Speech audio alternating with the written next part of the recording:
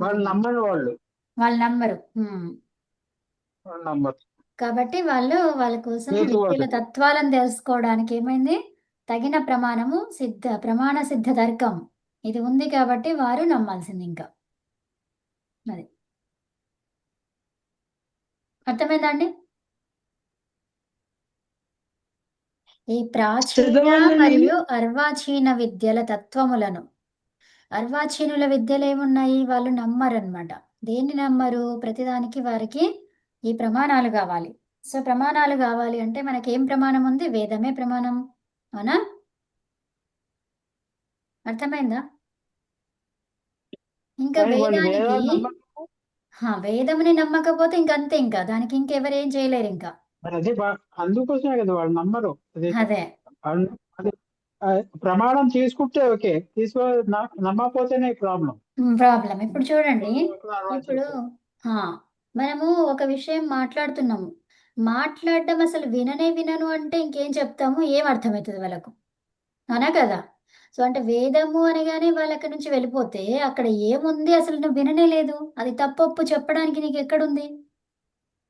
అవునా కదా?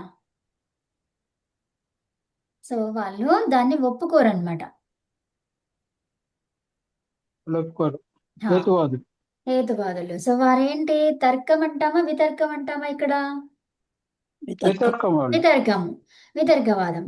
సో ఇప్పుడు ఒకటి ఉందండి, ఒకటి ఉన్న పదార్థం ఎండది నేను చెప్పాను, చెప్పిన తర్వాత ఇంకా ఏముంది అంటే ఇంకేం లేదు అక్కడ. ఇంకా దాన్ని నేను నమ్మకపోతే ఇంకంతే కాదు. అది మనం ఒక ధ్యానం ద్వారా సాక్షాత్కారమించుకోవాలే గాని ఇంకా దానికి ఎవ్వరు చూపించడానికి ఏం లేదు. నా ఆకలిని నువ్వు ఎరగవు. మరి నా ఆకలి కావాలి, నాకు ఆకలి అవుతుందంటే నువ్వు నమ్ముతావా నమ్మవా అనేది నీ మీద ఉంటది అది. అది ఫస్ట్ ఆఫ్ ఆల్ నీకు అది అయితే ఆ ఫీలింగ్ అనేది అది నీకు అలా జరిగితే అర్థమవుతుంది కదా! సో అట్లాగే ఇప్పుడు మనకి దానికి ఇంకా ఏం లేదు. హేతువుకి హేతువేముండదు. అంటే ఇప్పుడు మనకి హేతువే కారణం అక్కడ. సో కారణమే చెప్తూ ఉన్నాము. ఇంకా దానికి కారణం ఏంటంటే ఇంకేం లేదు. అదే ఎండ్. సో మరి దానికి ప్రమాణం ఉండదు. సో వేదమే ప్రమాణం. దానికి ఇంకొకటి ఉపమానం ఉండదు చూయించడానికి. అదే లాస్ట్ ఇంకా. అదే ఫస్ట్, అదే లాస్ట్. కాబట్టి ఫస్ట్ దేనికి? ఆదికి అది ఫస్ట్. ఇప్పుడు మనకేమేమో జరిగినవి ఉన్నాయి కాబట్టి దానికి ఆది ఏంటిది? అదే లాస్ట్ అన్నమాట. ఇంకా అంతకి ఇక వెనక్కి వెళ్తున్నాం ఇప్పుడు. మనం ఇందాక సకారము, రేఫ, విసర్గ ఎలాగైతే చెప్పుకున్నామో, విసర్గ ఏంటి? లాస్ట్. ఆ లాస్ట్ నుంచి మళ్ళీ పైకి రావాలి. అక్కడ ఎవరున్నారు? చేప. అంతే, దేవుడే. ఇప్పుడు మనం లాస్ట్‌లో చేప ఉంటే ఉన్నాము. చాలు. మనం పైకెళ్తున్నాము. పైన ఎవరున్నారు? దేవుడున్నాడు. పైనుంచి కిందకొచ్చాము. ఎవరున్నాం? మనమున్నాం. అది. ఇంకా దానికి ఇంకా నిరూపణ ఏం లేదక్కడ. మన తర్వాత ఇంకా ఉన్నాయి. కానీ భగవంతుని తర్వాత ఇంకేం లేవు. కదా! సో, అతనికి ముందు ఇంకేం లేదు. అదే లాస్ట్. అలాగనమాట. సో, కాబట్టి దానికి ప్రమాణం ఏదుండదు. అర్వాచీనుల విద్యల తత్వములను తెలుసుకోవడానికి తగిన ప్రమాణ సిద్ధ తర్కము, కారణ జగత్తునందు ఉన్నటువంటి సకల ప్రమాణములతో ఈశ్వరుడు మరియు భౌతికాగ్నిని తమ గుణములతో వారు నిరీక్షించిన వాళ్ళై ఉంటారన్నమాట. ఎవరు? ఋషులు. ఋషుల గురించి చెప్తున్నారు. ఆ ఋషులు ఎలాంటి వారు అంటే అన్నీ మనకు సిద్ధపరిచిన వాళ్ళు. వాళ్ళు ఎలా తెలుసుకున్నారు మరి ఇదంతా కూడా అంటే సకల విద్యలను చదివారు వాళ్ళు. తర్వాత వారు మనకు ఉపదేశించారు. తమ ఉపదేశములతో ఇతరులు అందరికీ కూడా విద్యలను ఉపదేశించగలిగినప్పుడు వారు నూతనులు అనే శబ్దంతోని గ్రహించబడతారు. వాళ్ళంతా ఎవరు మరి నూతనులు? ఋషులు. అట్టివారే పూర్ణ విద్వాంసులు, శుభగుణ సహితులు ఋషులుగా ఎంచబడతారు. అంటే ఋషులుగా అనబడతారు. వాళ్ళు వాళ్ళ శక్తితో, ఏ శక్తి మరి? అందరికీ లేకుండా మరి వారికే ఎందుకుంది ఆ శక్తి? ఎందుకంటే వారు పురుషార్థం చేశారు కాబట్టి. పురుషార్థం అంటే ఏంటి మరి? ప్రయత్నం చేస్తూనే ఉన్నారు. ప్రతి క్షణము ప్రయత్నం చేస్తూనే ఉన్నారు. ఎప్పుడూ ఆపలేదు. మనం ఏం చేస్తున్నాము? ఇప్పుడు ప్రయత్నం చేస్తున్నాము, రేపు ఆపేస్తున్నాము. తర్వాత ఒక 10 రోజులు కంటిన్యూస్‌గా చేస్తున్నాము, మళ్ళా 3 వారాలు ఆపేస్తున్నాము. అదే అది. కంటిన్యూటీ లేదక్కడ మనకు. అందుకే మనకు సిద్ధించట్లేదు. సిద్ధించాలి అంటే కంటిన్యూటీ. ఒక్క సెకండ్ కూడా వేస్ట్ చేయకుండా వాళ్ళు పురుషార్థం చేస్తూనే ఉన్నారు కాబట్టి, వాళ్ళు ఈ వేదాన్ని, ఈ ధ్యానాన్ని, భగవంతుని యొక్క ధ్యానాన్ని తెలుసుకోగలిగారు. ఆ తెలుసుకున్నది దర్శించారు వాళ్ళు. అంటే చూసారు వాళ్ళు. అంటే సాక్షాత్కరించుకున్నారు. అప్పుడు దాన్ని మనకు ఉపదేశించారు. ఈ సాక్షాత్కారం చేసుకున్నటువంటి వాళ్ళ ద్వారా మనము వింటుంటే, వాళ్ళు చెప్పే మాటలని మాటలు అని చెప్పరు. ఏమంటారు? ఉపదేశాలు అంటారు. ఓకేనా? ఉపదేశము అని ఎప్పుడంటారు అంటే, ఎవరైతే సాక్షాత్కారం చేసుకుంటారో, ఏ విషయం పైన వాళ్ళు చెప్పాలనుకుంటున్నారో, ఆ విషయాన్ని వారు సాక్షాత్కరించుకుంటారో, వారు ఉపదేశకులు. అంటే వారు ప్రయత్నిస్తున్నారు, చేస్తున్నారు. వాళ్ళు అదే దారిలో వెళ్తున్నారు. వాళ్ళ జీవితం అనేదే ఆ ఎవరైతే దారి. హ్మ్? ఎవరైతే సాక్షాత్కరింపబడ్డారో ఆహా! కాదు. ఆ, సాక్షాత్కరించుకున్నారు. వారి ద్వారా చెప్పబడుతున్నది ఏదైతే ఉందో అది ఉపదేశం. అదే ఇంట ఆ, అదే ఆల్రెడీ సాక్షాత్కారం అయిపోయింది వాళ్ళు వాళ్ళదైపోయింది. వాళ్ళ చేత ఉపదేశం. వారు ఉమ్. చెప్పే మాటలను ఏమంటాము? ఉపదేశం అంటాం. అంటే ఓకేనా? అనుభవపూర్వకంగా తెలుసుకుని చెప్తున్నారు. అంతే. అది అనుభవం అదే అంటే కరెక్ట్. ఏంటి? వాళ్ళ వాళ్ళ అనుభవపూర్వకంగా తెలుసు, ఇంకొకళ్ళ అది అనుభవం కాదు, వాళ్ళ అమ్మమ్మ అనుభవం. ఒక్క నిమిషం. ఉమ్. అనుభవించడం అంటే ఏంటి మరి అర్థం? తెలీదు నాకు. ఉమ్. ఏం చెప్తారు? ఎక్స్పీరియన్స్. ఎక్స్పీరియన్స్ ఎలా? ఆమూలాగ్రంగా మొదటి నుంచి చివరి దాకా తనకి అంతా తాను కూడా వాళ్ళు తెలుసుకోవడం తెలుసుకున్నారు. తనకి తాను అది కాదు. తెలుసుకోవడం వాళ్ళు అందులో జీవించారు. అది జీవించడం అంటే ఏంటి? వాళ్ళ పనులే అవి ఉన్నాయి. వాళ్ళు ఆ, అదే అయిపోయారు. అదే. ఇప్పుడు ప్రతిరోజు లేవడం, ఉదయం 3 గంటలకు లేవాలి అంటే చెప్పడం కాదు, వాళ్ళు అది జీవించారు. అంటే ఏంటి? వాళ్ళు చేస్తూ ఉన్నారు ఆ పనిని. అదన్నమాట. సో అది అంటే అప్పుడు వాళ్ళు జీవించడం అంటాం దాన్ని. ఇప్పుడు మనమందరం జీవిస్తున్నామా? ఏం లేదు. చేస్తున్నాము? జీవించట్లేదు మనమంతా. జీవించడం తెలుసుకుంటున్నాం. తెలుసుకున్నాడు. ఇప్పుడు చదవడం అనే పదం తెలుసు మనకి, చదువుతున్నామా? లేదు. వినడం అనే పదం తెలుసు, వింటున్నామా? లేదు. ఒకసారి వింటున్నాం, ఒకసారి వింటలేదు. ప్రతిసారి వింటే మనకి అవకతవకలు రావు కదా, నష్ట కష్టాలు రావు. అవునా కదా? సో ఒకరు ఉపదేశించారు. ఋషులు ఏమని ఉపదేశించారు? ఇది చదవండి, తెలుసుకోండి, చెయ్యండి అని చెప్పారు. మరి ఆ ఉపదేశాన్ని మనము పట్టుకున్నామా? వినలేదు. విన్నామా? వినట్లేదు. అక్కడ కట్టెను తీసేబడి ఇక్కడ అమ్మ మ్యూట్ పెట్టుకోరా. సో అలా అన్నమాట. వినడము అంటే ఏంటి? చెవిడి ద్వారా విన్నదే వినడం కాదు. అది మనము కార్యసిద్ధిలో కార్యాచరణం ఉంటేనే వినడం. ఏది విన్నావో అది కార్యాచరణం అయితేనే వినడం. కంప్లీట్ అయినట్టు అది. వినడంలో ఫస్ట్ పార్ట్లోనే ఉన్నాం మనం. వినడం అని కంప్లీట్ చేయలేదు ఇంకా. ఆ వినడాన్ని కంప్లీట్ చేయడం ఏంటిది? ఆచరణ. ఎప్పుడైతే ఈ 2 అయిపోతాయో అది వినడం అయింది నా పని. చెయ్యడం. చేస్తున్నాను. ఏం చేయాలి? ఏదో ఒక విషయం గురించి చెప్పారు. అది చేసేటువంటిది, ప్రయత్నం చేసేటువంటిది. అది ప్రయత్నపూర్వకంగా చెయ్యాలన్నమాట. దాన్ని వెళ్ళి తీసుకోవడం అలాంటివి చెయ్యాలి. ఓకే. సో అది చేయడం అంటే ఏంటి? ఆ పదం వినడమే కాదు, ఆ విని ఆ కార్యాన్ని కంప్లీట్ చేయాలి. అది చేయడం. సో అట్లాగనమాట. అది చేశారు వాళ్ళు. ఎవరు? ఋషులు. ఆ ఉపదేశాలను ఏం చేయాలి? ఎల్లరి విద్యలను ఉపదేశించగలిగినప్పుడు అంటే వాళ్ళందరికీ, ఇతరులందరికీ. ఎవరందరూ? మనందరికీ. ఆ ఋషులు మనందరికీ విద్యలను ఉపదేశించగలిగినప్పుడు వారేమని పడతారు? నూతనులు. ఎవరు నూతనులు? ఎవరవుతారు? ఉపదేశించేవారా? ఉపదేశాన్ని తీసుకున్నవారా? తీసుకునేవాళ్ళు ఉపదేశించు. తీసుకునేవాళ్ళు. ఉపదేశించే ఆహా. కాదు. తీసుకొని ఆచరించేవారు. ఉపదేశం తీసుకొని ఆచరించే వాళ్ళండి.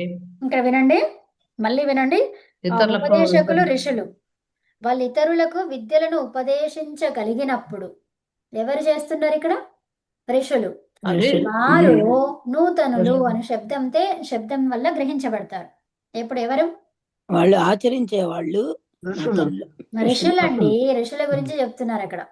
ఓకే. అదే ఆచరించని వాళ్ళు కాదు. ఆచరించే వాళ్ళే ఋషులు. ఉమ్. కాదు కాదు ఆచరించే వాళ్ళ ఋషులు ఏంటండి? ఆల్రెడీ ఋషులు ఆచరిస్తున్నారు కాబట్టి ఉపదేశం చేస్తున్నారు. అవునా? ఉపదేశం చేస్తున్నారు కాబట్టి వాళ్ళని వినేవాళ్ళు ఏమంటాం?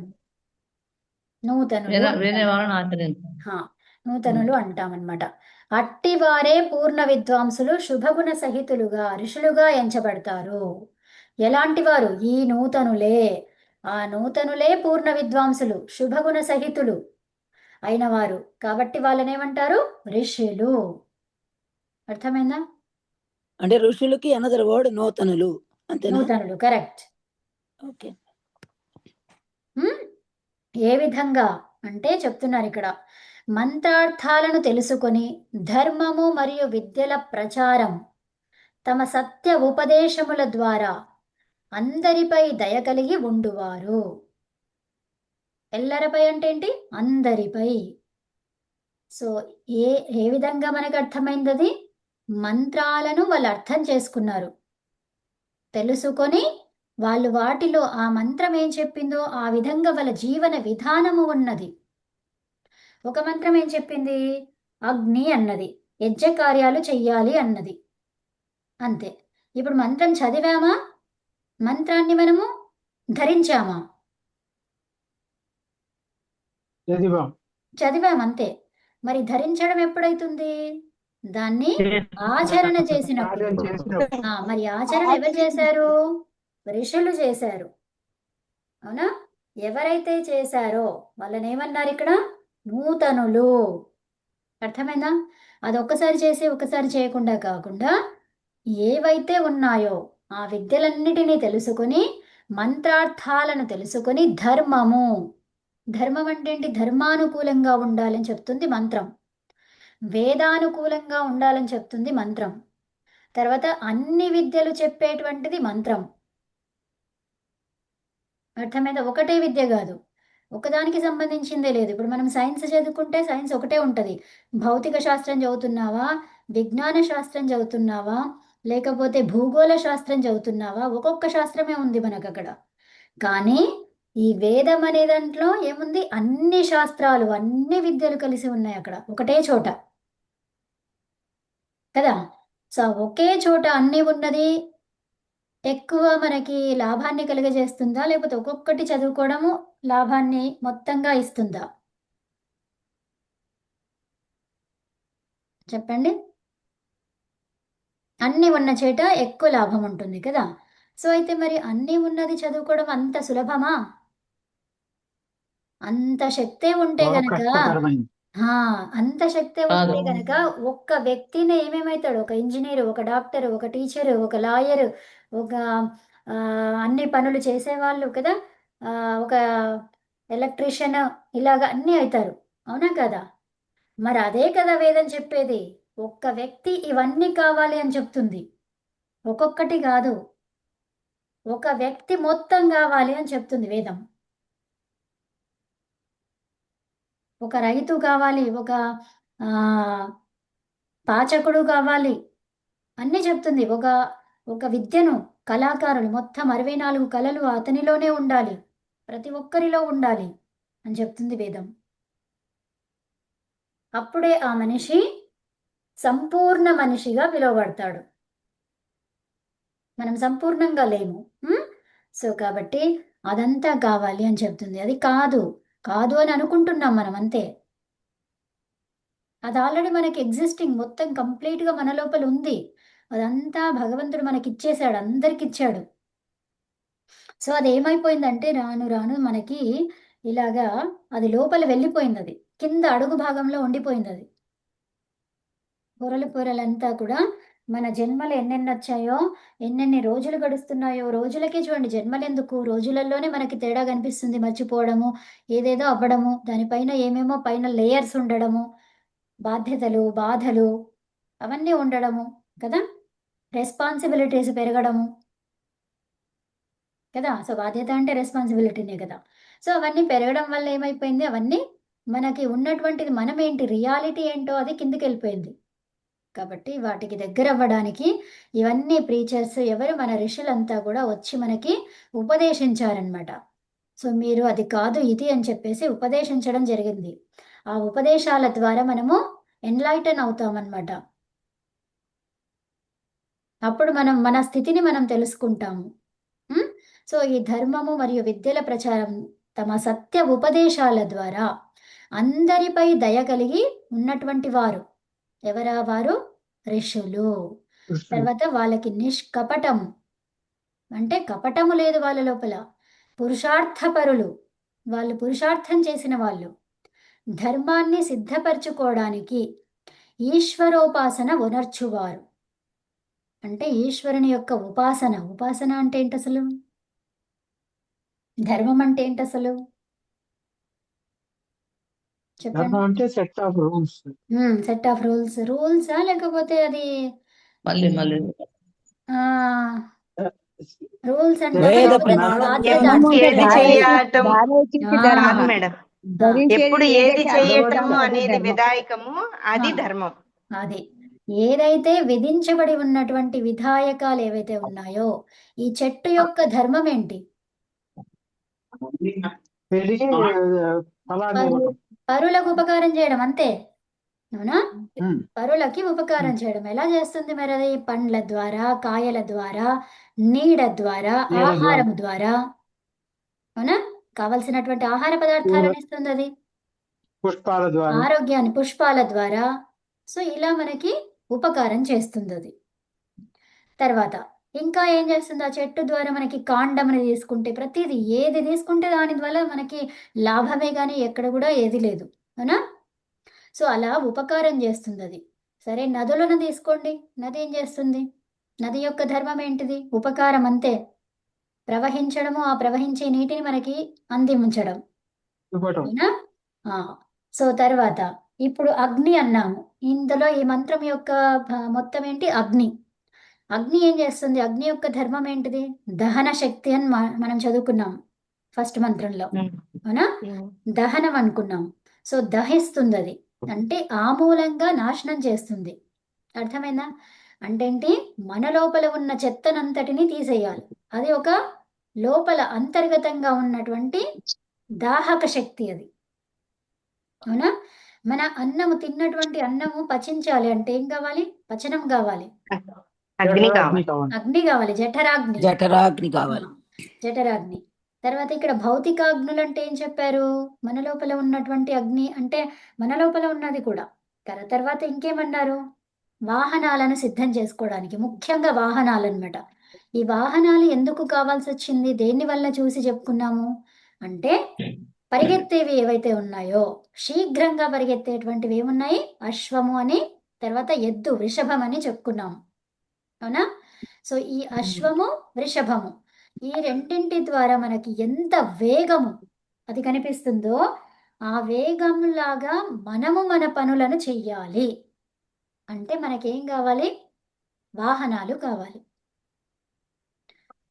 అవునా? అంత తొందరగా వెళ్ళగలగాలి. ఎక్కడ వెళ్ళగలుగుతాము? మనకి నడవగలుగుతాం అంత ఫాస్ట్‌గా? లేదు. కాబట్టి అలాంటి వాహనాలు ఏమున్నాయి మరి? చాలా గుర్రము, చెప్పండి. యంత్రం. గుర్రము, యంత్ర ఎద్దు, వాహనము. వాయు వాహనాలు అంటే కార్లు, మనకి కార్లు, విమానం. అదండి వాహనాలు కార్లు, కారు. స్కూటర్లు, ఆ, ఏరోప్లేన్లు, విమానాలు, తర్వాత ఇంకేంటివి? హెలికాప్టర్లు, తర్వాత రాకెట్స్, ఇవన్నీ. రాకెట్లు, రాకెట్స్. సో ఇవి వాహనాలు. వాహనము అంటే ఏంటి? మహోదయ వహించడానికి, క్షమ్యతాం. ఒక స్థలము నుంచి ఇంకో గచ్చామి. స్థలానికి తీసుకెళ్లేవి, మనల్ని తీసుకెళ్లేవి. అర్థమైందా? ఒక స్థలము నుంచి ఇంకో స్థలానికి తీసుకెళ్లేవి ఏమున్నాయి? వాహనాలు ఇవే కదా. వాయువు మనల్ని తీసుకెళ్తుందా ఒక ప్లేస్ నుంచి ఇంకో ప్లేస్ కి? తీసుకెళ్దాం. మరి అది వాహనం కాదు. అవునా?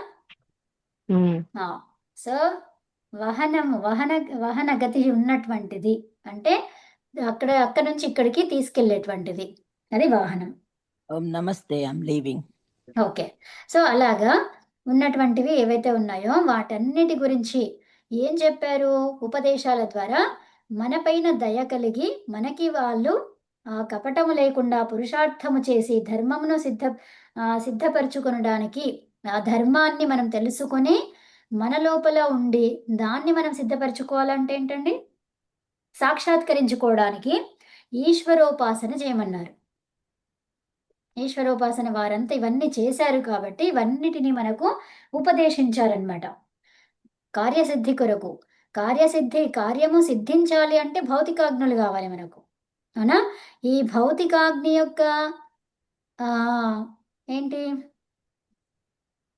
అస్తిత్వము కావాలి అంటే ఎవరు కావాలి? భగవంతుడు కావాలి. అర్థమైందా? ఈ భౌతికాగ్ని గురించి మనకు తెలియాలి అంటే భగవంతుడు కావాలి. ఎవరిస్తారు ఇదంతా? దీని లోపల ఋషులు. భగవంతుడు. అంటే ఇప్పుడు 2 రకాల అగ్నులు కావాలి. ఈ భగవంతుడు ద్వారా శక్తి. ఏం శక్తి? అన్ని చేయగలను అనే శక్తి అతని ద్వారా, ప్రోత్సాహం ద్వారా కలగాలి నాకు. ఆ కలిగిన ప్రోత్సాహంతో నేను ఈ భౌతిక అగ్నికి సంబంధించిన వాహనాలను తయారు చేసుకునే శక్తి నాకు ఉంటుంది, శక్తి సామర్థ్యాలు. మరి ఇప్పుడు నేను చేయట్లేదు కదా, నాకెవరో చేసి పెడుతున్నారు, మరి నేనెందుకు అదంతా తెలుసుకోవాలి? అవసరం లేదు కదా, అవసరం లేదు.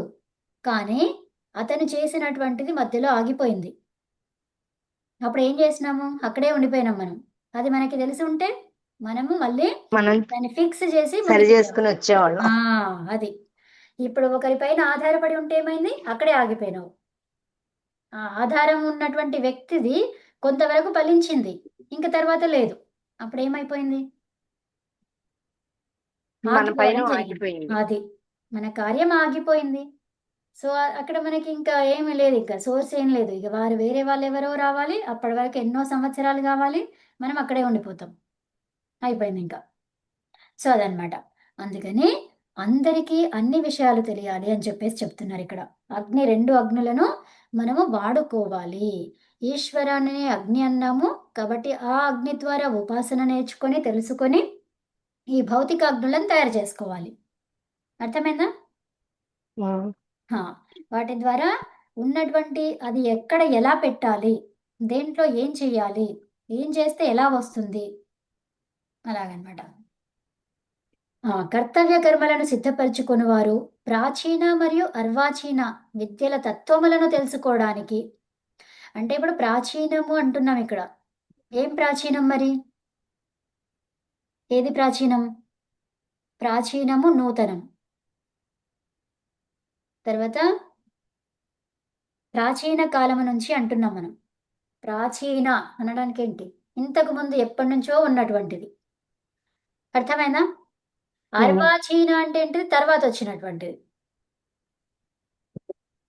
అర్థమైందా? సో ప్రాచీనమైనది అంటే పురాతనమైనది ఏదైతే ఉందో అది. తర్వాత అర్వాచీన అంటే దాన్ని అనుసరించడము లేదా తర్వాత వచ్చినటువంటిది. అర్థమైందా? ఆ విద్యల తత్వములను తెలుసుకోవడానికి. అంటే ఇప్పుడు మనం ఉన్నామండి, మనకి పూర్వంలో కొంతమంది ఉండిరి. వాళ్ళెవరు? ఋషులు. అర్వాచీన. ఋషులను ఎక్కడ చూసాం మనం? చూడలే కదా. కానీ ఉన్నారు కదా, ఉన్నారని చెప్పండి. తెలిసింది. అంటే దానికి ఆదిగా వీళ్ళు ఉన్నారు, ఋషులు ఉన్నారు. ఆ ఋషులు ఎవరు? ప్రాచీనులు. ఓకే. మనకి వాళ్ళు చెప్పారు కాబట్టి మనం వింటున్నాం. వాళ్ళకి ఫైనల్ గా చూస్తే ఎవరున్నారు? ఋషులు. ఓకే. ఆ ఋషులే ప్రాచీనులు. తర్వాత వారి తర్వాత వచ్చిన వాళ్ళు ఎవరు? కొంచెం అర్థమయ్యి కొంచెం అర్థం కాక, అవునా? అప్రాచీని. సో అప్రాచీనులు ఏమన్నారు ఇక్కడ? అర్వాచీనులు. ఒకదాన్ని నమ్ముతారు, ఒకదాన్ని నమ్మరు. నేను ఇంతే విన్నాను అంటాము. సో అదనమాట. సో వీళ్ళ యొక్క తత్వాలను, ఆ విద్యల యొక్క తత్వాలను తెలుసుకోవడానికి తగిన ప్రమాణ సిద్ధ తర్కం. తర్కం అంటే ఏంటి? చెప్పుకున్నాం పైన. ఏమన్నారు? తర్కం అంటే జ్ఞానం గురించి విశ్లేషణ. ధ్యానము గురించి మనకి విషయం తెలియాలి అంటే తర్కం అనేది అనివార్యము. అంటే ఇప్పుడు మనం తెలుసుకుంటాము ఒక విషయాన్ని. తెలుసుకున్న తర్వాత ఆ విషయం పైన మనము క్వశ్చన్స్ అడగాలి. ఎలాంటివి అడగాలి? సరే, ఇప్పుడు ఎలుకకి తోక ఉంది అన్నాం. ఉమ్. ఈ తోక ఎట్లొచ్చింది? నాకెందుకు లేదు? వేరే వాళ్ళకెందుకు లేదు? అది మరి తర్కమా? వితర్కమా? దేన్ని తర్కం అంటావు? ఏ దాన్ని వితర్కం అంటావు? బుద్ధిపూర్వకమైనది తర్కం. మరి బుద్ధి ఏంటి? కదా! తెలుసుకోవడం అంటున్నాము. మనకసలు తెలియని దాని గురించే తెలుసుకోవడమే తర్కం అంటావా? వితర్కం అంటావా? సరే, ఇప్పుడు నాకు తెలుసు. ఆ తోక ఏంటో తెలుసు, అన్నీ తెలుసు. అయినా గూడా నేను అడుగుతున్నా. అది గాదు అని చెప్తున్నా. అది తోక అనరు అని చెప్తున్నా. సో, అప్పుడు అదేమైంది? అది వితర్కం. అది. ఆయన తోక అని చెప్తున్నాడు, కనిపిస్తుంది. అది నేను తోక కాదు అంటున్నా. సో, అప్పుడేమైందది? వితర్కం. వితర్కమయింది. అర్థమైందా? సో, తర్కము, వితర్కం. నాకసలు తోక అంటేనే తెలియనప్పుడు మరి ఆయన చెప్పింది నమ్మాలి కదా! వినాలి కదా! ఆయన చూపిస్తున్నాడు దీన్ని తోక అంటారమ్మా అని చెప్తున్నారాయన. సో, మరి అది తోక కాదు అంటే నీకు తోక గురించి తెలుసన్నట్టే కదా! తెలుసు. మరి తెలిస్తే మరెందుకు ఆ క్వెషన్? కదా! అది వితర్కం. ఉమ్. అర్థమైందా? తెలియదు. తెలియనప్పుడు ఏం చేస్తావు? వింటావు. అర్థమైందా? అది ధ్యానం. అది ధ్యానం. విన్న తర్వాత ఏం చేయాలి? మనము బుద్ధిపూర్వకంగా ఆలోచించాలి. ఏది సరి అయినది అని తర్జన భర్జన మనం చేసుకోవాలి. అర్థమైందా? ఉమ్. ఇప్పుడు 2 విషయాలు తెలిస్తే ఆ 2 విషయాలను పట్టుకొని మనము తర్జన భర్జన కావాలి. ఒకటి మనకసలు తెలియనప్పుడు ఎవరు చెప్తే అది వినాలి. అంతే, వినాలి. ఫాలో కావడం అనేది తర్వాత విషయం. వినడం అనేది చెయ్యాలి. ఫస్ట్ ఆఫ్ ఆల్ వినాలి. వాళ్ళేమంటున్నారు, వీళ్ళేమంటున్నారు. నాకు ఫస్ట్ హైయెస్ట్‌దే తెలిసిపోయిందండి. ఇక్కడే తెలిసిపోయింది నాకు. హైయెస్ట్‌ది ఏదైతే ఉందో అక్కడ తెలిసిపోయింది. ఇవన్నీ వినాల్సిన పని నాకు లేదు. సో, ఇప్పుడు నేనిక్కడున్నా. నేను డైరెక్ట్ ఇక్కడికొస్తానంటాను. రావచ్చు. ఉమ్. ఇక్కడ విన్నావు. ఇక్కడ వాళ్ళెవరో వచ్చి చెప్తున్నారు. అప్పుడు ఇంకా వినాలి. అర్థమైందా? ఉమ్. సో, ఇక్కడ వాళ్ళే ఫస్ట్ చెప్పేశారు. ఇది అవసరం లేదిగ. అవసరమా అది? అవసరం లేదు. అవసరం లేదు. మనకిది అర్థం కాదు. ఎప్పుడు అర్థం కాదు? మనము చిన్నప్పుడున్నప్పుడు మనం పిల్లలతో ఎలా మాట్లాడతామో కంప్లీట్‌గా మాట్లాడతాం. మంచి సంభాషణ చేస్తాం మనం. అవునా? పుట్టిన పిల్లవాడితో. ఫస్ట్ రోజు నుంచే మనము నాయనా బాగున్నావా? ఎలా ఉన్నావు? నీ నవ్వు ఇంత అందంగా ఎలా ఉంది? ఎంత ఉమ్. ముద్దుగా నవ్వుతున్నాడు? అసలు వాడికి ఏం అర్థమైతదండి అప్పుడే వచ్చిన వాడికి? ఉమ్. అవునా? అంటే ఇక్కడ మనం ఉమ్. ఉన్నాము. మనకేమీ తెలీదు. అప్పుడు ఇది చెప్తున్నారు. అప్పుడేం చేయాలి? ఇది నాకు కష్టము కాదు. అదే పట్టుకోవాలి. అర్థమైందా? అదే ఈజీ. ఎందుకు? ఇప్పుడు నువ్వు ఏది నేర్చుకోవాలన్నా ఇదే కదా! ఇక్కడే ఉన్నావు. ప్రతిదానికి ఆరంభమే నాకు. మరి ఆరంభంలో నేను హైయెస్ట్‌ది తీసుకుంటే ఏమైంది నాకు? అవునా? అర్థం కాదు. అర్థం కాదు. అర్థమైతది. ఇదైనా అంతే కదా! Same thing. ఉమ్. నాకిప్పుడు ఏమీ లేదండి. నేను వైట్ పేపర్‌ని. నువ్వు రెడ్ పెన్‌తో రాస్తే ఏంటి? యెల్లో పెన్‌తో రాస్తే ఏంటి? అంతే, అక్షరాలు కనిపిస్తాయి. ఏ పెన్‌తో రాసినా కనిపిస్తది. అవునా? అవును. అదనమాట. అంటే ఎవరు చెప్పినా నాకు అదే ఉంటది. సేమ్ అంతా కొత్తనే. ఉమ్. కదా! అవును. కాబట్టి ఆ కొత్తలో మనం దేన్ని ఎన్నుకోవాలి? హైయెస్ట్‌ది. ఇంక దానికి మించి లేదిక. అది ఎన్నుకోవాలి. ఉమ్. సో, అప్పుడు మనము ఈ లోపాలలో పడిపోము. ఇరుక్కుపోము. కదా! సో, కానీ అదంతా మనకి సాధ్యం కాదిప్పుడు. ఎందుకంటే మనం ఆల్రెడీ ఎగ్జిస్టింగ్‌లో మనమంతా చూసాము, అన్నీ చేసాము, అయిపోయింది. సో, ఇప్పుడు హైయెస్ట్ ఏదో తెలిసింది. సో, అప్పుడేం చేయాలి? ఇవన్నిటిని వదిలేయాలింక. అవునా? అదనమాట. సో, అలా చేసినప్పుడే మనం ఏమవుతాము? ఋషుల బాటలో నడిచిన వాళ్ళమవుతాం. ఇప్పుడు సత్యమేంటో తెలిసాక, ఇప్పుడు అగ్గి అంటే ఏంటో తెలిసిన తర్వాత అగ్నిలో చేతి పెడతామా? పెట్టం. దానిని అక్కడ పెడితే కాలిపోతుంది, దహనమైతుంది, దహిస్తుంది, అది కాల్చేస్తుంది అని తెలిసింది. అప్పుడు నేను చూస్తాను అది కాలుతుందో లేదో అని అనుకోని పెట్టాననుకోండి, ఏమైపోతుంది? కాలిపోతుంది నా చెయ్యి. అయిపోయిందింక. అవునా? ఉమ్. సో, కొన్ని ఎలా ఉంటాయి? చెప్పిన వాటిని వినడం ఉంటుంది. కొన్నిటికి సాక్షాత్కారం చేసుకోవడం ఉంటుంది. అర్థమైందా? ఇప్పుడు అగ్ని విషయంలో చెప్పేసరికి మనకేమైందండి? మనము సాక్షాత్కరించుకుంటాము అంటే మనకు అక్కడే సమాప్తి. అవునా? అంటే కొన్నింటిని మనం ఏం చేయాలి? నమ్మాలి. సాక్షాత్కార కోసము ప్రయత్నం చేయొద్దు. ఆ సాక్షాత్కారము ఏవి కావాలి, ఏవి కావద్దు. ఇప్పుడు మనకి కనిపించనిది ఉంది. దానివల్ల నాకు నష్టమేం లేదు. అవునా? కనిపించే అగ్ని ఉంది. దానివల్ల నష్టం ఉంది నాకు. కాలిపోతదది. అవునా? సో, కాబట్టి అవి గమనించుకోవాలి. సో, ఎక్కడ నష్టం అవుతుంది అన్నప్పుడు అక్కడ అది చెయ్యొద్దు. నష్టం కాదు అన్న చోట దానికి మనం ముందుకు వెళ్తూనే ఉండాలి. సో, ఇక్కడ కారణ జగత్తు, కార్య జగత్తు 2 రకాలు. సో, మరి కారణ జగత్తు ఏంటిది? కార్య జగత్తు ఏంటి? చెప్పండి. కారణము అంటున్నామండి.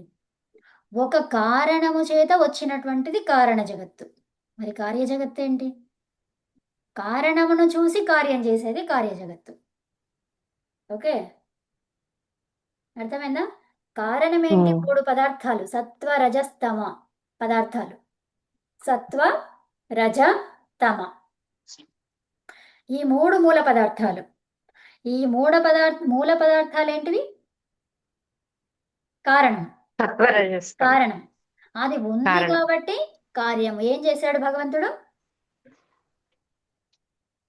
ఇది కారణం. ఇది కారణం ఉంది కాబట్టి కార్యం ఏం చేశాడు? ప్రకృతిని సృష్టించాడు.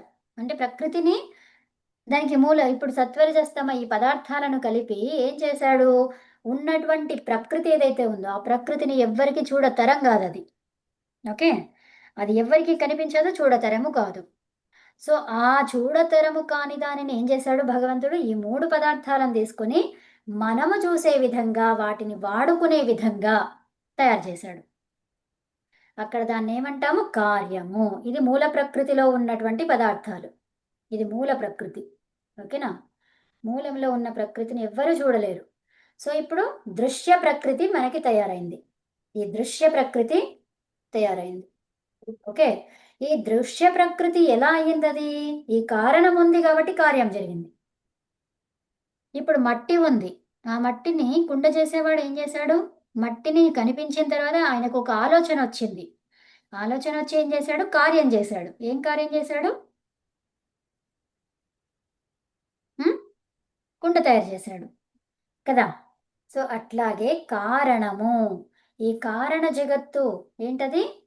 సత్వరజస్తమాలు ఉండడం చేత కార్య జగత్ అనేది చేయబడింది. ఉన్నందు ఏమన్నారు ఇక్కడ?